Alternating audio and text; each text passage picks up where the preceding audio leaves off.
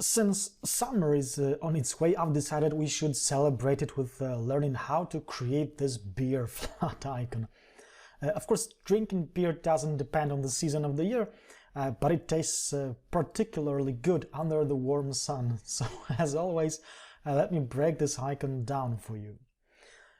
First, we got these two rounded rectangles right here that make the beer mug. And the beer itself. That's the smaller rounded rectangle. And we got an additional rounded rectangle to the right with a hole inside, and this of course is the grip.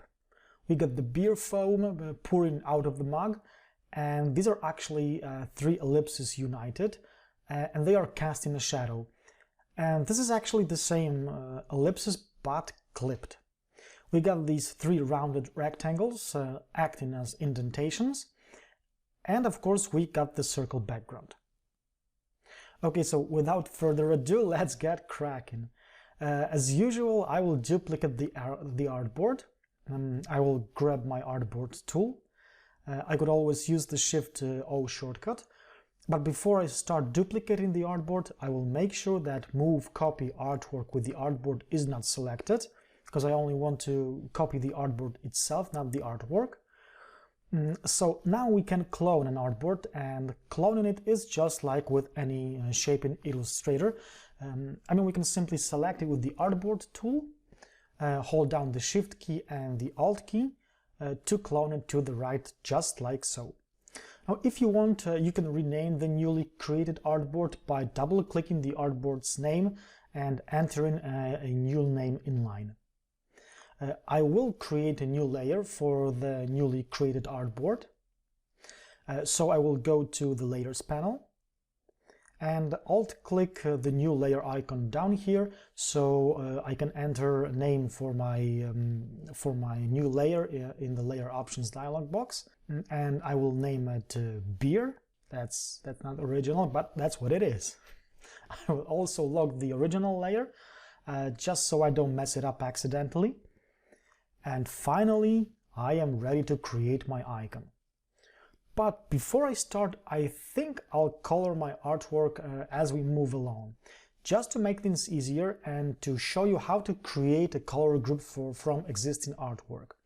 So I will select the whole icon, making sure it is unlocked, and I'll click this hollow circle icon next to the layer's name to select the whole layer.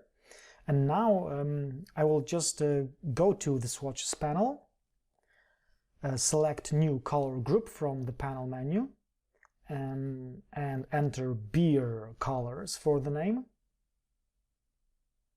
and click OK. Now you can see in the swatches panel that I got a totally new color group.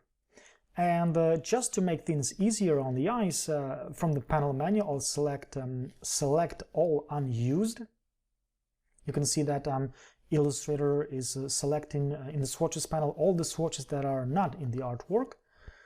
And I will just hit the trash icon to get rid of all of the swatches that are not being used in the document.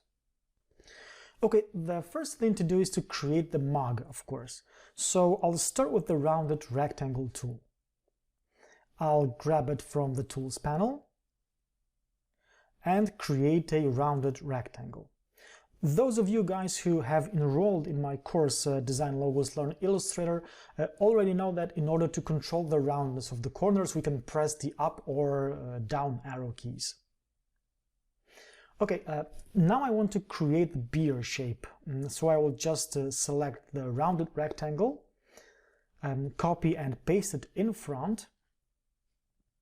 Now I will select it, and holding down the Alt key, I will scale it down, but I want it to be slightly wider than it is taller. And maybe I'll bring it a bit up from the bottom. Yeah, okay. Now let's take care of the grip.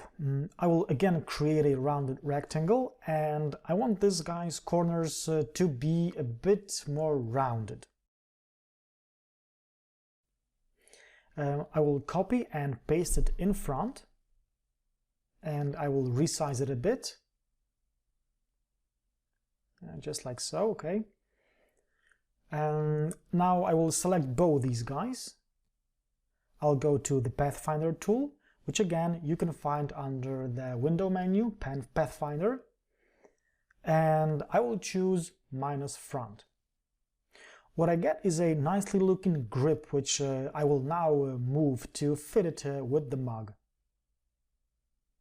And I'll select these guys and hit Unite in the Pathfinder tool. I want to make sure that this newly created object is at the bottom of the stack, so I will do that. I will send it to the bottom by going to the Object, Arrange, and Send to Back. But to tell you the truth, I usually go for the Shift-Control-Left bracket shortcut.